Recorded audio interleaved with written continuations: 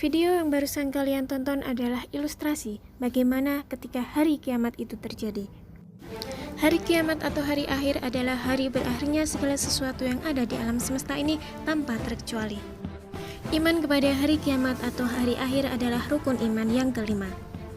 Iman kepada hari akhir adalah mempercayai bahwa akan terjadi hari berakhirnya segala sesuatu yang ada di alam semesta ini tanpa terkecuali.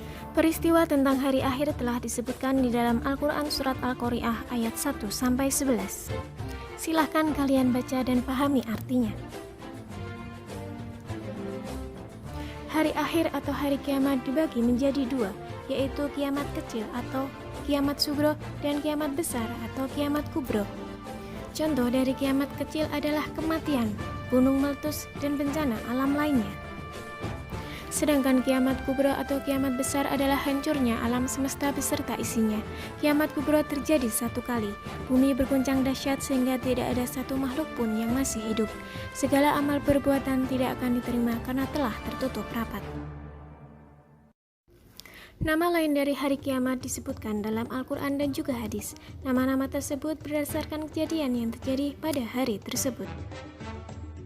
Yang pertama adalah Yaumul Ba'ats, yaitu hari dibangkitkannya manusia dari alam kubur. Pada hari itu manusia yang mati dan telah hancur jasadnya menjadi tanah akan dibangkitkan dari kuburnya dalam keadaan utuh kembali.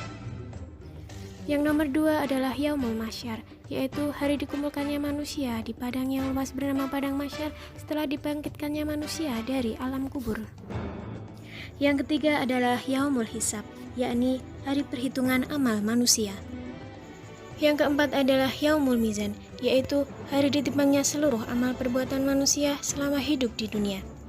Yang kelima adalah Yaumul Jaza, yaitu hari pembalasan semua perbuatan yang pernah dilakukan manusia di dunia. Apabila amalan baik lebih banyak, maka akan dimasukkan ke dalam surga. Namun apabila amalan buruk yang lebih banyak, maka akan dimasukkan ke dalam neraka. Berikut adalah nama, tingkatan, surga, dan juga neraka. Surga tertinggi adalah surga Firdaus, sedangkan neraka yang paling dasar adalah neraka Jahanam. Neraka Jahanam ini diperuntukkan bagi orang-orang kafir dan juga orang-orang munafik. Selanjutnya adalah tanda-tanda hari akhir. Tanda-tanda kiamat sugro. 1. Waktu terasa semakin singkat. 2. Banyak manusia tidak mementingkan ilmu agama. 3. Banyak bermunculan nabi palsu setelah wafatnya Nabi Muhammad. 4. Banyak wanita yang berdandan seperti pria, begitu juga sebaliknya. 6. Banyak orang kaya yang bersedekah, namun tidak ada yang disedekahi karena sulit mencari orang yang membutuhkan. 7. Jumlah wanita lebih banyak dibandingkan jumlah pria. 8. Bermewah-mewah dalam membangun masjid, tapi jamaahnya sedikit.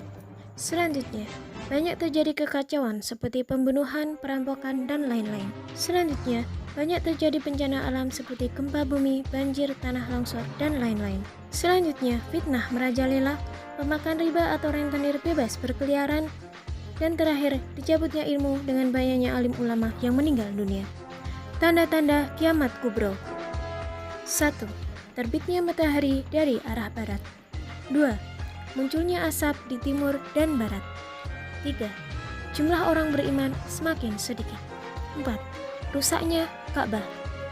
Selanjutnya, muncul binatang melata di bumi atau Dabatul Ard. Selanjutnya, datangnya Imam Mahdi akan menegakkan syariat Islam.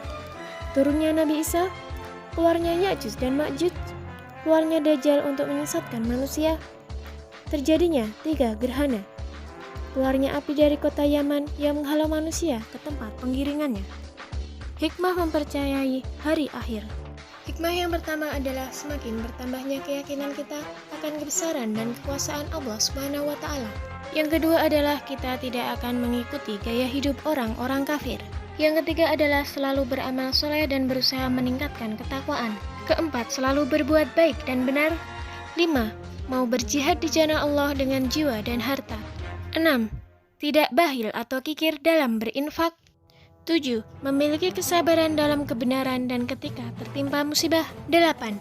Bersikap jujur, disiplin, dan bertanggung jawab dalam melakukan pekerjaan. 9.